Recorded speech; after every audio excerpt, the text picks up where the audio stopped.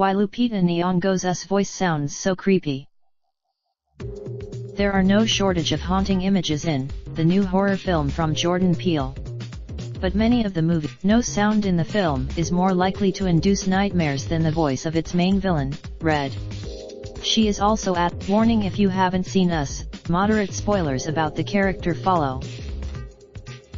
Read the review of and watch how in the film. The sound has provoked strong reactions in audiences and critics. New York Magazine race where the voice actually came from, according to our interviews with both Nyong'o and Peele. A cryptic script. I described it as a voice that hadn't been used in years, Peele said. An unlikely influence. Those scarce details gave Nyong'o, who worked closely with Peele in developing the character, plenty of latitude. At a fashion event, I was fascinated, and I started doing research, Nyong'o said. I met with people, raw rage. It's not really understood why it happens, or how it happens, she said.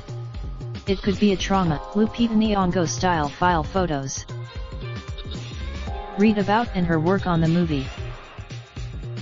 Working with the vocal coach Beth McGuire, who also worked with Nyong'o on Black Panther and the 2016 Broadway play, the actress took her real-world inspiration and suffused it with ghostly malevolence.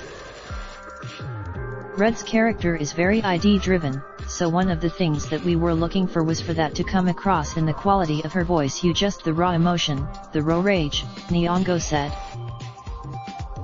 Peele first heard what Nyong'o had come up with during pre-production, when the actress pulled him aside for an informal audition of the voice and her vision for the big monologue.